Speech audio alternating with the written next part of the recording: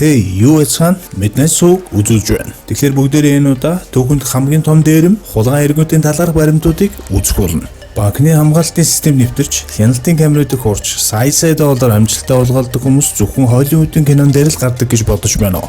Тэгвэл эсэргээрээ кино бүтээгчид бодит амьдрал дээр болсон банкны дэрмийн хэрэгүүдээс санаа авч, дэлгэцийн бүтээлээ төрөвдөг байна. Хин хүний санаад багтамгүй зүйлсийг дээрэмчид төлөвлөж, хэдэн 10 саяас тэрбум мөрдлөх маш их хэмжээний мөнгө алмаз эрдэнсийг тэд яаж хулгайлсан талаарх баримтуудыг хүргэе.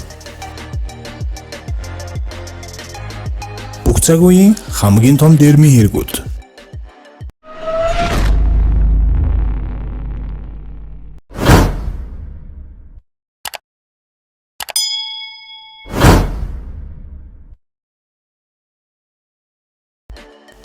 Банко Централ, Бразилийн төв банкны дэрэм 2005 онд болсон энэхүү дэрэм тухайн үед дэлхийн хамгийн том дэрэм нэрээр Гиннесийн амжилтын номонд багтсан байна. Гэмтэтгээдүүд нийтдээ 71.6 сая $, дэрэмдсэн бөгөөд жинэн ойролцоогоор 3.5 тонн орчим байжээ. Дэрэмчид банкнаас 78 метрийн зайд орчих байшингийн доогоор хонгил ухан 1 метрийн өргөнтэй төмөр хаалтыг нэвтэрч агуулгад орж энэхүү дэрмийн амжилтаа хэрэгжүүлсэн байна.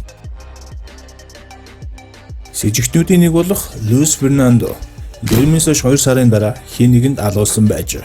Харин бусад дэрэмчдийг шүүх хүрэл болохоос өмнө болон шоронд байхад нь амийг нь хоруулсан байна. Хууль хүчний байгууллагын банкнаас хулгайлагдсан 71 сая $-оос өчүүхэн хэсгийг олж илрүүлсэн Бразилийн цагдаа нар энэ хэрэгтэй холбоотой байх магадлал өндөр гэсэн таамаг байдаггүй лээ. Энэхүү хулгай улмаас алдагдсан их хэмжээний мөнгө хаана байгаа нь дээрэнд оруулсан гэмтэтгээдүүдийн болштой зүг үрд нууц хэвээр үлдсэн юм. Craft Diamonds үнэт эдлийн дэлгүүр. Хамгийн сайн төлөвлөгөөч нурах боломжтой гэдгийг энэ түүхээс харж болно. 2009 оны 8 дугаар сард Craft Diamonds үнэт эдлийн дэлгүүрт зэвсгэлсэн дээрэмчид халджээ. Тэд дээрэм хийхээс өмнө клипний зураг авалтанд орох гэж байгаа хэмээн нүүр будагч мэрэгчнүүдийг итгүүлж өөрсдийн нүрээ хувиргуулсан байна. Дээрэмчид дэлгүүрийн ажилчид руу буудуулган 40 сая фунт буюу 65 сая $, үнэ бүхий үнэт эдлүүдийг дээрэмджээ. Залуус уул мөрөө баллахын тулд хид хідэн тээврийн хэрэгсэл ашигласан байна. Гэвч харамсалтай нь дээрэмчдийн нэг нь автомашин гар утсаа үлдээсэн байсан цагдаа нар тэднийг хэлбэрхэн олж баривчлахад хүрчээ. Ийхүү 65 сая $, үнэт эдэл дээрэмдсэн этгээдүүд цагдаа нарт баригдаж дээрэмчдийн багийн ахлагч болох Аман Кассет 23 жил харин бусад гишүүдэд 16 жилийн ялыг тус оноосон байна. Эдгээр дээрэмчид одоо торны цаана ялаа эдэлж байгаа бөгөөд тэдний дээрэмдсэн 65 сая $, үнэ бүхий үнэт эдлийг одоо хүртэл цагдаагийнхаа олж чадаагүй хэвээр байгаа билээ.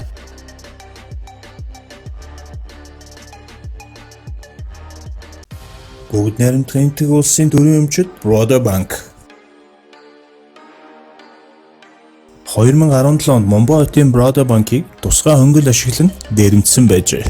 Гэмтэтгээдүүд банк нэвтрэхтээ ашигласан 8 метр хонглыг бүтэн 4 сарын турш ухсан байна. Тэд банкны 225 сефний 30-ийн тонн бэлэн мөнгө үнэт эдэл хулгайлсан бөгөөд тухайн үед банкнд учирсан хохирлын хэмжээг тооцож гаргах боломжгүй гэсэн дүгнэлт гарчээ. Момбо хотын цагдаа нарын мэдээлснээр гэмтэтгээдүүд хонгил ухахдаа Roda банкны хажуугийн хоосон газрыг дөрвөлжлөн хүнсний мухлаг ажиллуулж байсан байна.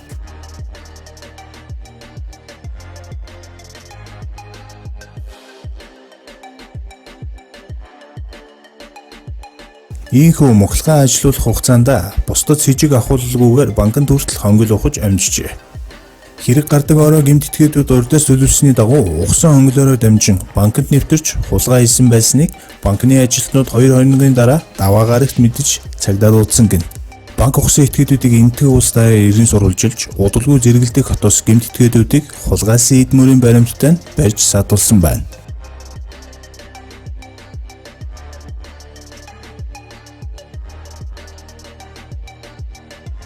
Нисдэг тэрэгтэй дээрэм.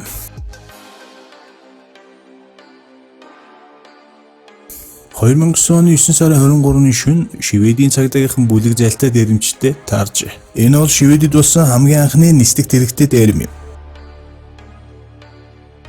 Бүлэг дээрэмчид хулгайлсан нисдэг тэргээр банкны дээвэр дээр буусан байна. Тэд дээрэмсэн мөнгөө авч цогтхыг оролдох үед замаар хадас хасгаж цагдаа нараас мултаж чадсан байна.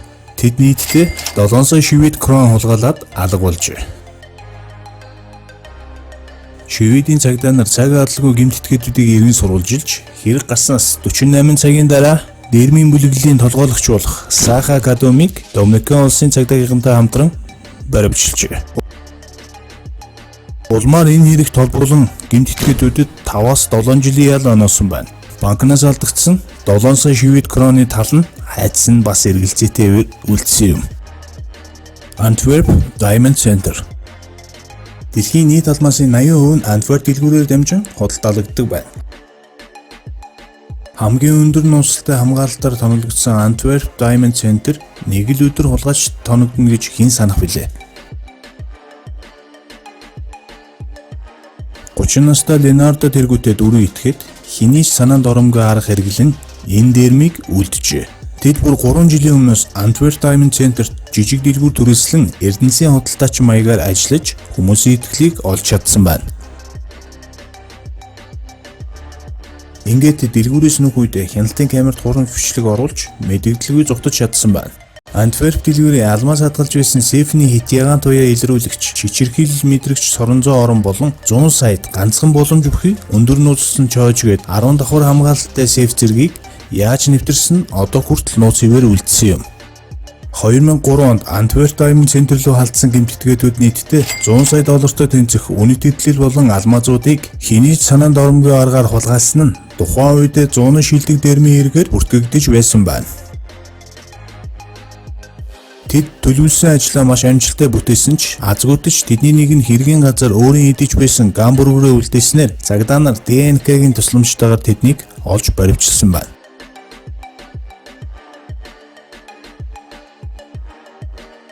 Ийхүү 100-ны дэрм гэж нэрлэгддэг энэ хэргийг үйлдсэн гэмт этгээдүүд удалгүй баригдсан ба тэдэнд 5-10 жилийн ял оноосон байна. Харин бүлгийн толгойлогч Леонардод 10 жилийн хорих ял оноосон боловч хугацаанаас нь өмнө суллсан байна. Түүний хэлж байгаагаар энэ нь захиалах дэрм байсан гэж.